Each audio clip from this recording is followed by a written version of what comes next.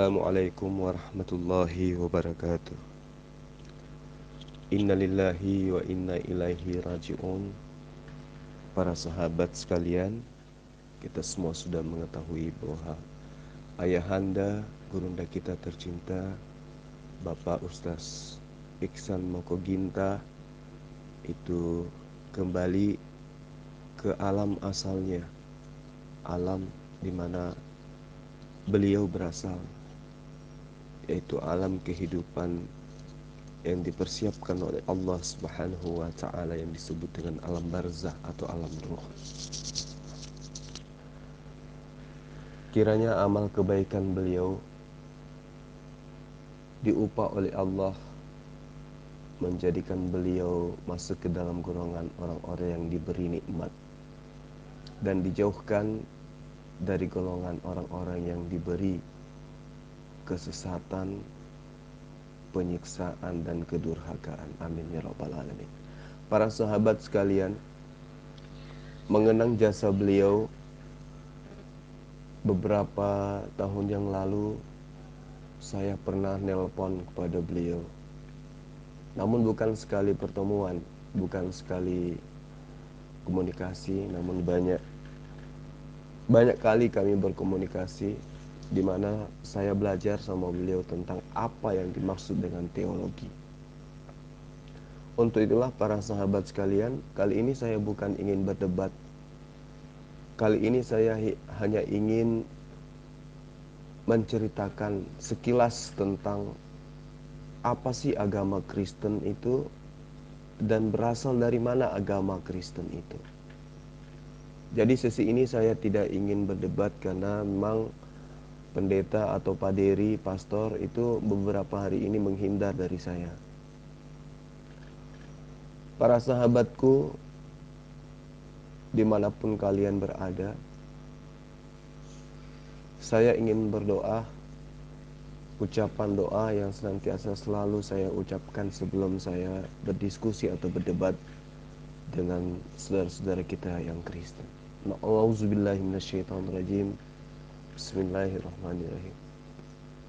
Rabbi shrahli sadri wa yassirli amri wahlul 'uqdatam min lisani yafqahu qawli. Amin. Para sahabat sekalian, saya akan memperkenalkan dari awal apa sih yang dimaksud dengan teologi itu. Kenapa ini harus saya perkenalkan kepada para sahabat? Karena kata teolog ini adalah hal yang ada disebabkan oleh karena segala sesuatu, segala unsur yang berkaitan, yang bersangkutan dengan pembelajaran pemahaman akan dasar-dasar penting keimanan Kristiani, itu haruslah dimulai dari pemahaman seseorang terhadap Tuhan. Nah, pemahaman terhadap Tuhan inilah kemudian di dalam iman Kristiani itu bermuara atau berasal daripada kata teologi itu sendiri. Jadi kata teolog atau teologia itu berasal dari bahasa Yunani atau bahasa Greek atau Girika, ya, yang juga adalah berasal dari dua suku kata, yaitu theos dan juga logos, yang berarti Tuhan, dan logos atau logia yang berarti pengetahuan. Nah, sahabat-sahabat sekalian, dasar kata theos yang berarti Tuhan ini, itu sesungguhnya adalah manifestasi atau penggambaran bunyi dari pemahaman orang-orang Yunani yang menggunakan bahasa Girika atau bahasa Greek. Ini yang perlu kita tahu bersama. Dan ini adalah bahasa Yunani kuno yang diperkirakan pengguna-pengguna bahasa ini hidup di masa 2000 tahun silam. Jadi orang-orang Yahudi kala itu ya, maksud saya, yang dijajah oleh Kekaisaran Romawi pada saat itu, itulah yang memperkenalkan pertama kali istilah atau penamaan nama Tuhan yang di dalam bahasa bahasa Ibrani disebut dengan sebutan Elohim. Nah, ini yang perlu dipahami. Kalau teman-teman kita di sana membacanya dengan sebutan Adonai Elohim. Nah, orang-orang Israel, orang-orang Yahudi 2000 tahun silam itu memperkenalkan kata Elohim atau Adonai kepada orang-orang Eropa Yunani yang berkebangsaan kerajaan Roma. Tolong dipahami baik-baik, dicermati pelan-pelan apa yang saya sampaikan, karena ini adalah dasar pijakan ilmu yang saya terima dari almarhum. Jadi pengenalan akan penyebutan Tuhan Sang Pencipta, Sang Penguasa, Sang Perawat langit dan bumi, ya, Sang Perawat alam semesta ini, ya, yang menjaga langit dan bumi beserta seluruh isinya ini, termasuk kita manusia, yang kemudian diperkenalkan oleh orang-orang Yahudi kepada orang-orang Eropa Yunani saat itu, tentu sangat sulit diterima, apalagi dipahami oleh orang-orang Yunani Eropa. Kenapa? Apa sebabnya mereka susah untuk menerima pengertian Elohim, Adonai atau Allah yang adalah pencipta kepada orang-orang Romawi atau orang-orang Yunani? Kenapa? Alasannya adalah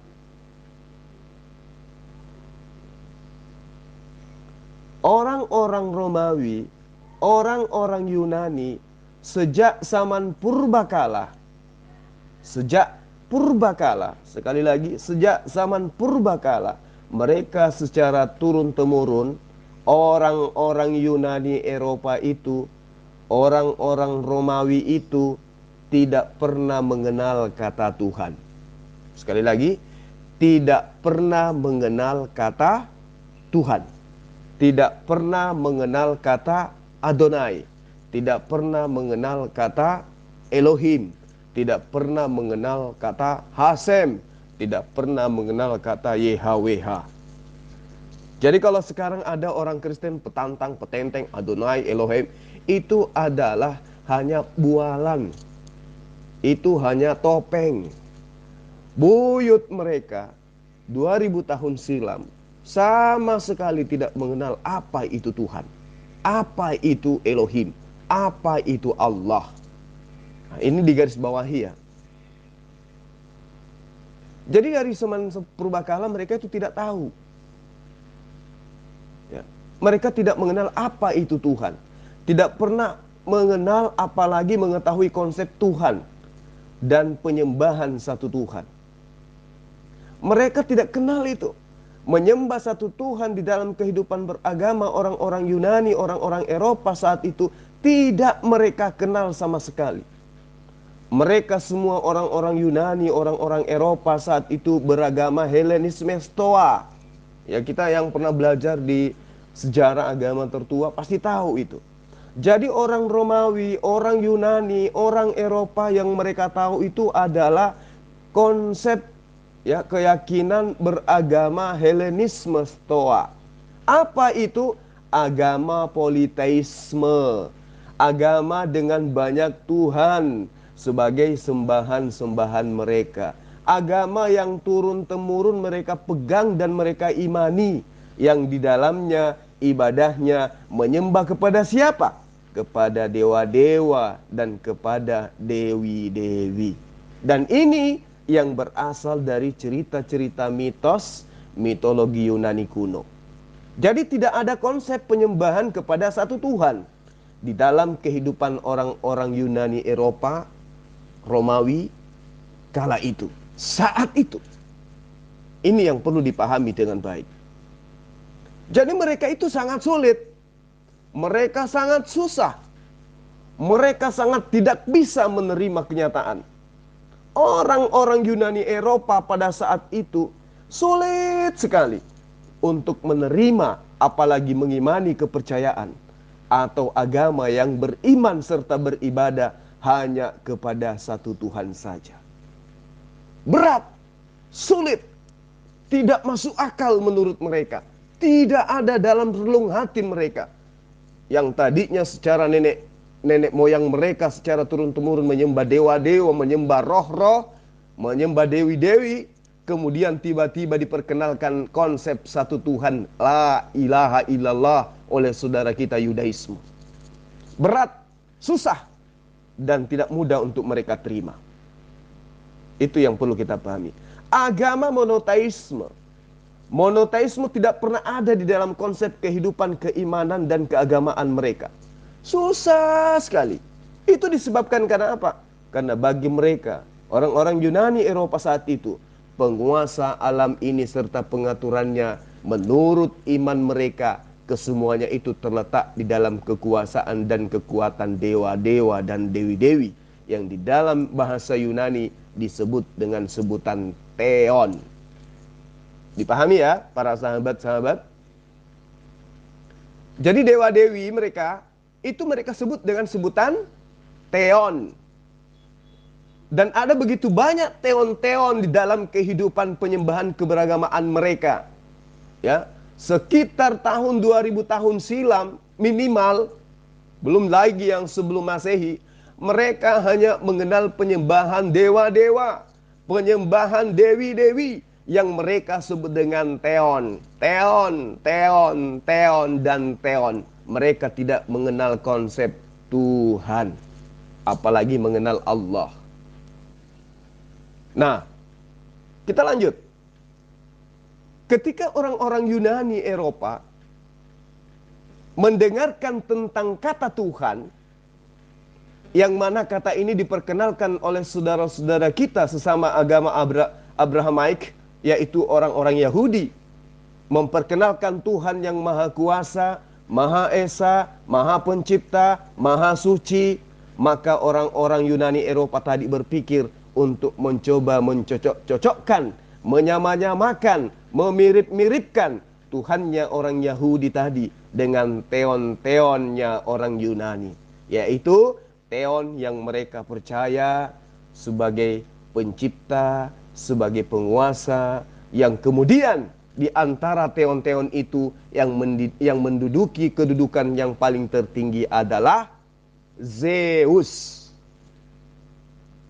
Ya, ini saya nggak apa-apa panjang lebar ya, biar teman-teman kristologi pemula di seluruh Indonesia bisa paham dengan baik dan benar. Dan mohon supaya konten ini diputar berulang supaya dipahami dengan baik. Asal-usul ajaran agama Kristen yang mempusi masuk ke dalam ajaran monoteisme yang seharusnya adalah ajaran penyembah dewa-dewa. Sahabatku dimanapun kalian berada, sebutan serta kata atau panggilan atau julukan bagi Zeus di dalam kehidupan orang Yunani, di dalam kehidupan bangsa yang menggunakan bahasa Yunani saat itu adalah disebut dengan sebutan Deus atau Deo, dan yang paling agung kemudian disebut dengan Theos. Bukan lagi Theon, tetapi Theos. Nah, Theos ini para sahabat, dia adalah nama Theon yang tertinggi, nama Theon yang terkuat, dan yang tersuci di dalam tatanan ibadah agama orang Yunani Eropa saat itu. Dalam arti kata Kristen saat itu, Theon adalah pemimpin di antara Theos adalah pemimpin di antara seluruh Theon-Theon. Zeus adalah pemimpin di antara seluruh dewa-dewa dan dewi-dewi. Itulah ajaran Kristen yang asli, yang perlu para sahabatku semua ketahui dengan baik. Nah, pada akhirnya kemudian bersepakatlah orang-orang Yunani Eropa pada saat itu untuk menempatkan kata Theos sebagai padanan kata Elohim, sebagai padanan kata Tuhan yang dipercayai oleh saudara-saudara kita Bani Ismail, Bani Ishak, Bani Israel sebagai sebutan Elohim atau Allah. Karena Elohim itu adalah El atau Allah. Itu yang perlu kita pahami. Nah, huruf bahasa Yunani yang dibaca dari kiri ke kanan, sedangkan bahasa Arab dan bahasa Ibrani yang serumpun itu dibaca dari kanan ke kiri. Mencoba untuk menyamakan antara Theos berubah menjadi Tuhan, atau berubah menjadi Allah, atau berubah menjadi Elohim atau Hasem. Itulah cikal bakal mulut pelahap babi menggunakan kata Tuhan yang sebenarnya mereka tidak kenal. Yang mereka kenal adalah dewa, dewi, yang mereka sebut dengan sebutan Zeus oleh nenek moyang mereka. Mereka yang hidup di Indonesia ini kepedean aja menyebut Tuhan mereka itu dengan sebutan Allah, dengan menyebut Tuhan mereka itu dengan sebutan Hasem, dan menyebut Tuhan mereka itu dengan sebutan YHWH. Padahal sesungguhnya latar belakang, asal usul, sejarah fakta yang tidak bisa dipungkiri adalah sembahan nenek moyang mereka itu adalah Theos, Zeus sebagai dewa dan juga dewi. Para sahabat, saya tidak muluk-muluk. Sejarah mencatat dengan sangat jelas dan sangat akurat bahwa 2000 tahun yang silam, ini yang perlu kita pahami dengan baik. Di saat Kekaisaran Romawi Eropa menguasai begitu banyak bangsa-bangsa, daerah-daerah, wilayah-wilayah, ya, ada suatu masa di mana rakyat serta bangsa-bangsa yang berada di bawah kekuasaan penjajahan kolonialisme Kekaisaran Romawi disebut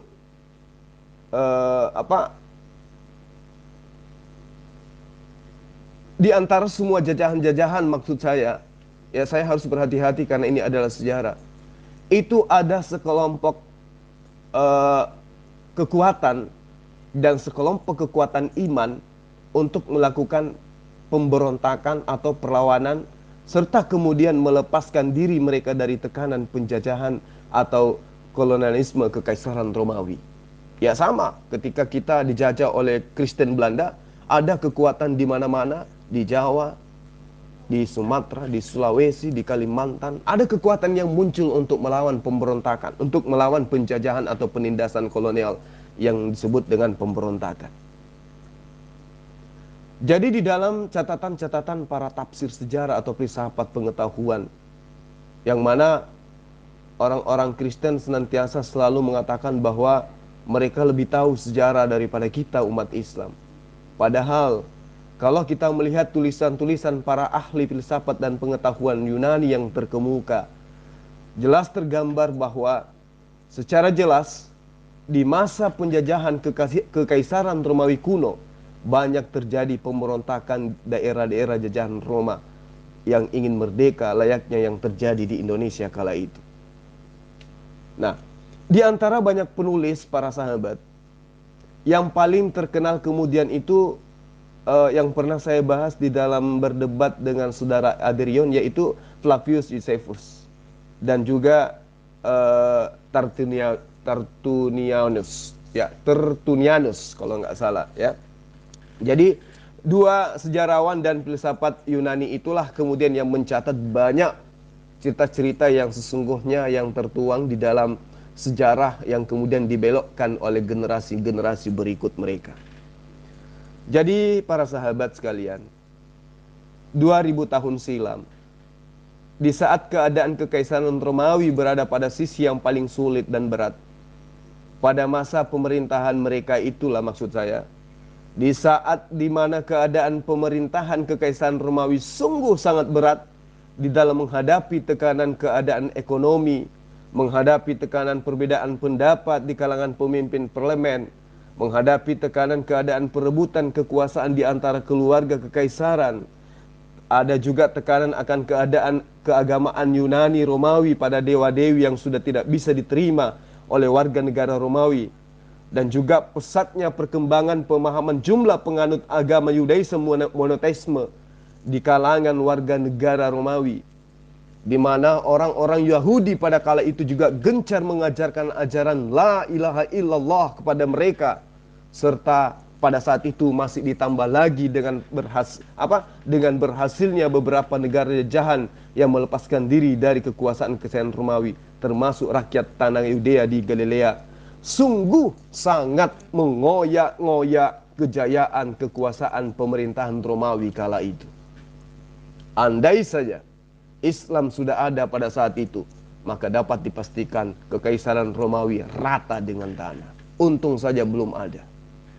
Para sahabat sekalian, jadi semua kesulitan yang terjadi pada kala itu, ya, yang terjadi menimpa pemerintahan Romawi saat itu, membuat para pemimpin politik dan pemimpin keagamaan Romawi mengambil satu pola kebijakan yang dirasakan sangat tepat untuk meredam keguncangan politik sekaligus keguncangan keagamaan. Itulah hebatnya. Nah, jadi tercapailah sebuah niatan, sekali mendayung 2-3 pulau terlewati.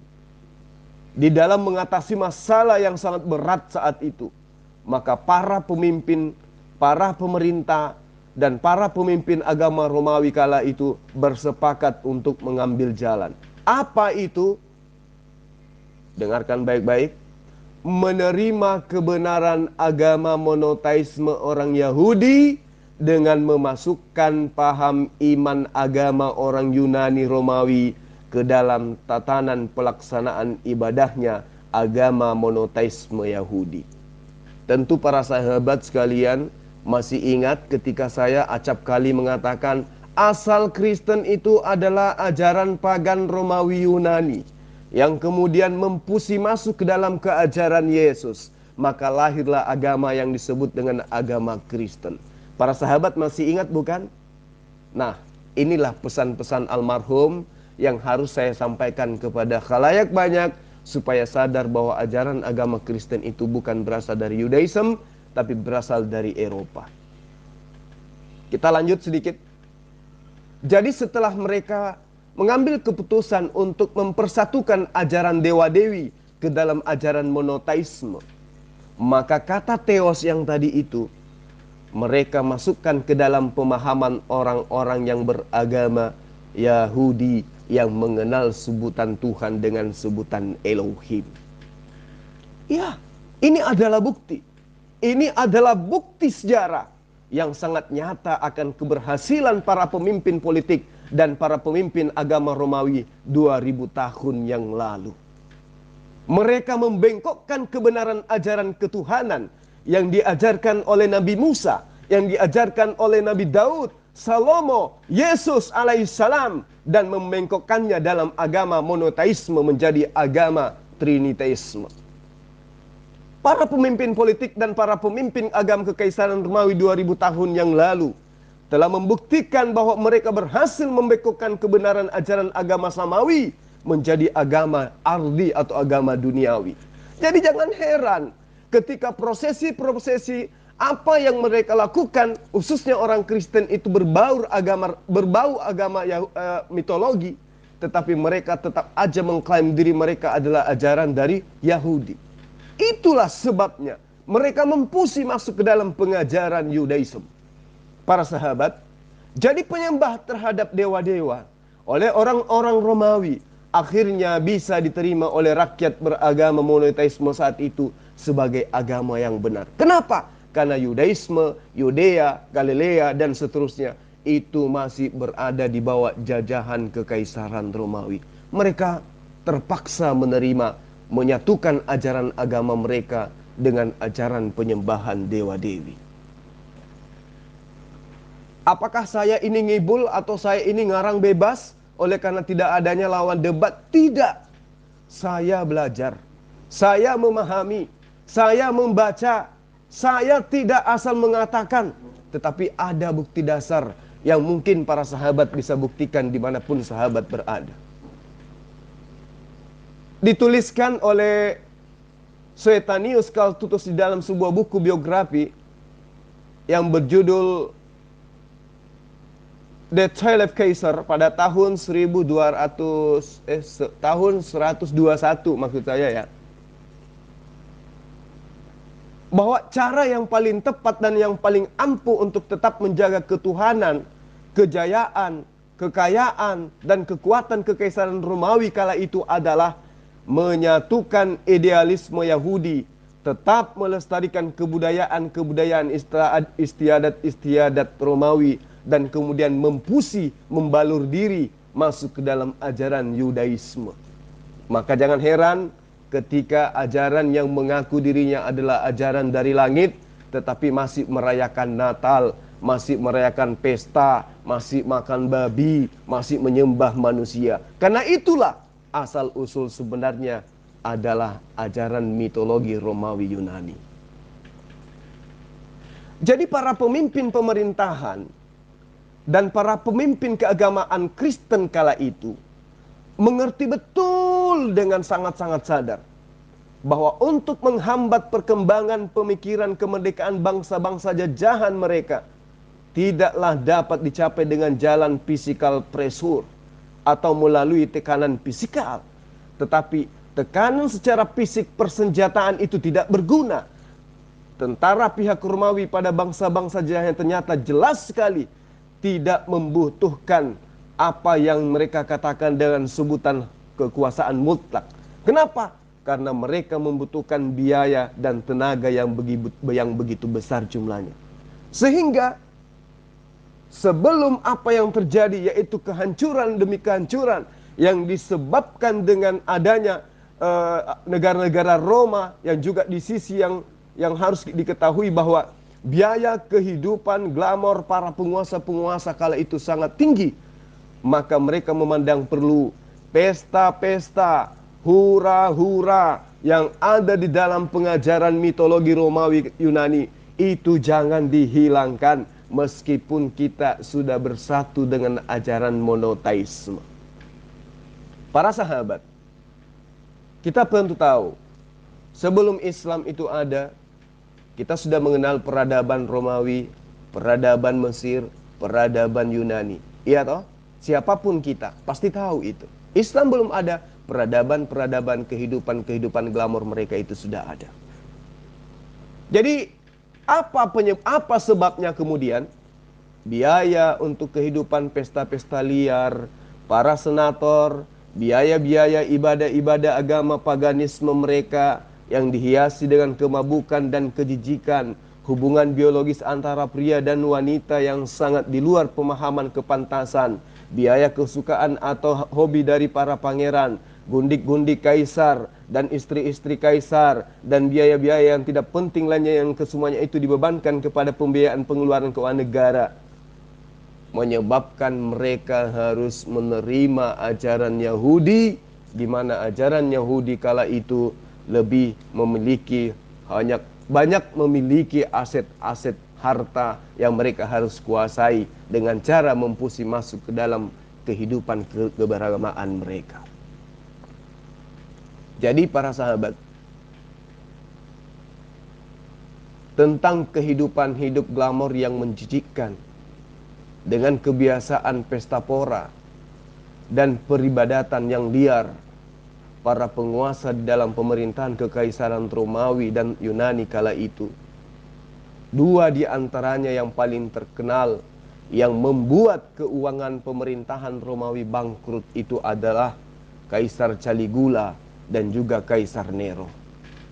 Di antara sahabat yang mendengarkan ini tentu pernah membaca dan mendengarkan sejarah ini. Jadi para sahabat, sebelum saya akhiri, pada pertengahan abad ke-18, seorang penulis terkemuka dan juga ahli sejarah Romawi berkebangsaan negara Inggris bernama Edward Gibbon menuliskan di dalam sebuah buku The Fall of Roman Empire, Kaisar Caligula yang naik tahta di usia 20 tahun kalau tidak salah. 20 tahun. Itu adalah kaisar atau seorang kaisar yang sangat gemar menghamburkan anggaran Romawi selama 4 tahun kekuasaannya, yaitu dari tahun 37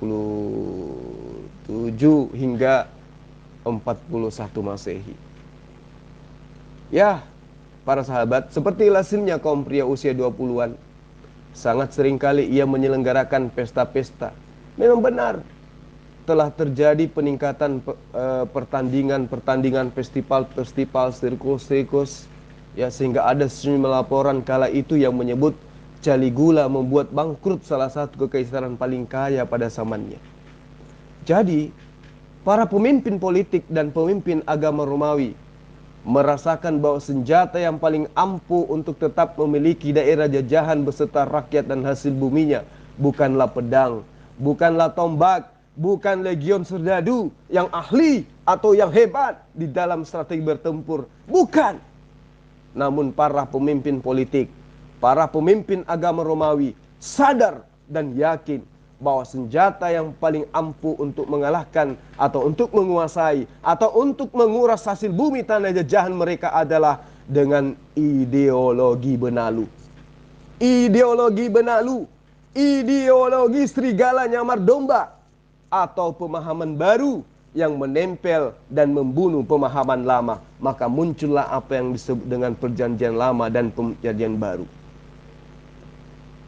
Satu pemahaman yang dapat menjauhkan rakyat Yudaisme dari pengenalan akan Tuhan mereka. Ideologi agama palsu yang dinamakan kepada masyarakat yang memeluk agama yang benar. Menjauhkan generasi muda Yudaisme di tanah jajahan dari ketaatan kepada Tuhan yang bernama Allah. Di dalam agama yang benar, yang memperkenalkan Hasem, mereka racuni dengan ideologi yang sangat mematikan, yang menjauhkan umat Tuhan dengan Tuhannya, yang disebut kemudian dengan sebutan agama Katolik, yang dikenal dengan agama Kristen. Jadi para pemimpin politik beragama, para pemimpin agama Romawi itu berhasil.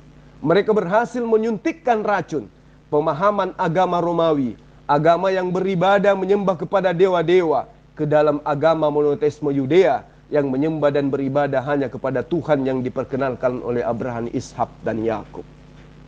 Jadi para sahabat, para pemimpin politik Roma kala itu, dan para pemimpin agama Romawi kala itu, berhasil meracuni ideologi masyarakat Yahudi di tanah Yudea Galilea untuk menerima dewa-dewi dan menerima ajaran-ajaran mitologi orang Yunani yang berasal dari mitos-mitos dan cerita-cerita kosong tentang Zeus dan dewa-dewa lainnya. Sebagai polimanifestasi, penggambaran yang banyak dari kasih sayang Tuhan yang esa. Maka kita lihat di dalam kitab Wahyu 5 ayat 6, dikatakan apa di sana? Bahwa penggambaran tentang Tuhan mereka adalah roh-roh binatang bertanduk 7 dan bermata 7. Dan itulah ketujuh dewa Tuhan yang diutus ke muka bumi. Jadi ini bukan fitnah, ini adalah fakta, ini adalah sejarah yang tidak mungkin terelakkan ke kita ketika kita sebagai teologi jalanan mampu memahami sejarah yang sesungguhnya. Jadi saya katakan, sungguh sejarah peradaban dunia mencatat bahwa setiap orang yang pada zaman itu tidak setuju dengan pendapat agama Romawi itu, sama dengan orang Yudea kala itu, maka mereka akan dibunuh, mereka akan dihabiskan, mereka akan dibasmi. Jadi betapa kejam ajaran agama Katolik saat itu para sahabat. Pencarian, pengejaran, pembantaian terhadap masyarakat yang menjadi pengikut serta pengabdi ajaran para nabi Allah yang diajarkan oleh Yesus kala itu menjadi suatu kejadian yang disahkan oleh pemerintah pusat Roma untuk menganiaya, membunuh, menyesah mereka di rumah-rumah adat. Orang-orang suci di tanah Galilea, orang-orang yang menjadi pengikut Taurat Musa, Galilea maupun Yudea, saat itu, dan pemimpin agama Yahudi atau Yudea kala itu yang menolak ajaran politeisme serta berpegang teguh terhadap Torah, mereka akan dibunuh tanpa belas kasih. Mereka yang menuhankan Allah Subhanahu wa ta'ala kala itu dibasmi habis-habisan. Orang-orang suci yang memiliki pengikut atau umat di dalam perkumpulan-perkumpulan penyembahan kepada Allah, di mana mereka itu pasti akan mendapatkan fitnah untuk kemudian dibawa ke persidangan Romawi dan dieksekusi mati, layaknya yang terjadi terhadap Nabiullah Isa alaihissalam. Namun Allah telah mengangkatnya sehingga mereka terbebas dari kekejaman-kekejaman tentara Romawi dan pemimpin-pemimpin agama mitologi Kristen kala itu.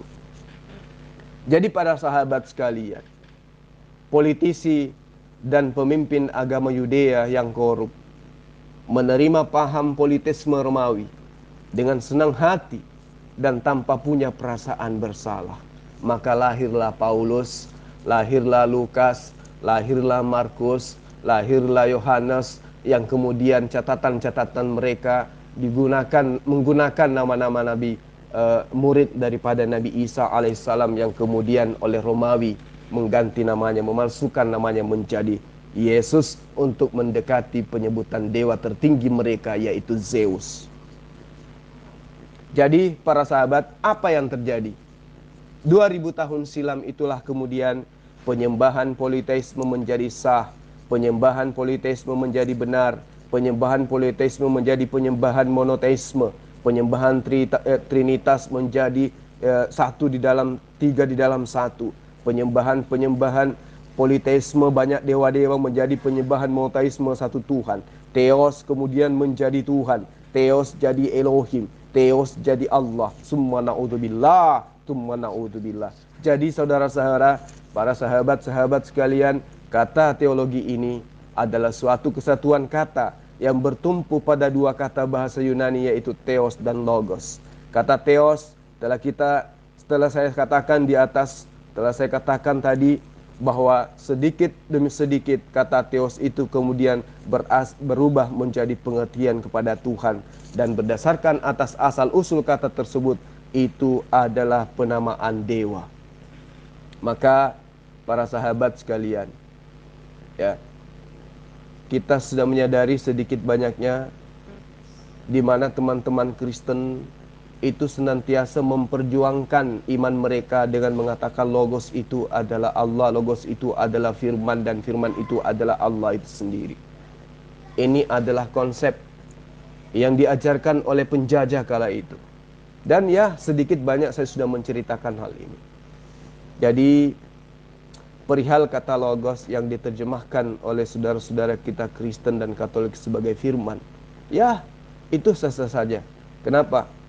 Karena sebab saudara-saudara Kristen dan Katolik itu mensempadankan kata Logos dengan apa yang tertulis di dalam kitab suci saudara-saudara Kristen yang kemudian mereka sebut firman. Jadi katanya firman itu adalah Tuhan, Tuhan itu adalah firman, dan firman itu bersama-sama dengan Tuhan. Kalau saya tidak salah, mereka sering menyebutnya en arche en hologos, kai hologos en prestenton Theon, kain Theos on hologos. Pada mulanya adalah firman. Firman itu bersama-sama dengan Allah, dan firman itu adalah Allah. Jadi para sahabat, semua itu muncul kemudian oleh karena apa? Ketidakberdayaan bangsa Yahudi di dalam jajahan Romawi, sehingga mereka, agama mereka, segelintir dari mereka, sebagian dari mereka menerima pengajaran Romawi sebab mereka takut akan penjajahan. Namun para sahabat kita, saudara-saudara kita yang tetap memegang teguh akidah mereka, la ilaha illallah, itu masih ada juga tersisa pada kala itu. Dan semoga apa yang saya sampaikan ini bisa menjadi pelajaran buat kita semua, bisa menjadi cerminan kepada kita semua, bahwa ajaran Katolik, ajaran Kristen bukanlah ajaran para nabi, melainkan adalah ajaran penjajah yang masuk mempusi kepada pengajaran agama monoteisme yang diajarkan oleh para nabi di Yudea dan juga di Galilea, disebabkan karena mereka dijajah sehingga mereka mau tidak mau menerima perpaduan atau apa istilahnya, penyeburan, ya, peleburan antara ajaran pagan penyembah dewa-dewa masuk ke dalam ajaran penyembah Allah Subhanahu wa taala. Sekira seperti itu para sahabat sekalian, maka jangan heran ketika kita bertanya kepada para sahabat, kenapa agama Kristen tidak berpusat di Israel, di Yudea? Kenapa berpusatnya di Romawi? Karena memang Kristen itu berasalnya dari Romawi, bukan berasal dari pengajaran nabi-nabi di Israel. Saya kira seperti itu. Mudah-mudahan ada manfaatnya buat kita semua. Akhir kalam, wabillahi taufik wal hidayah. Salam satu Tuhan. Assalamualaikum warahmatullahi wabarakatuh.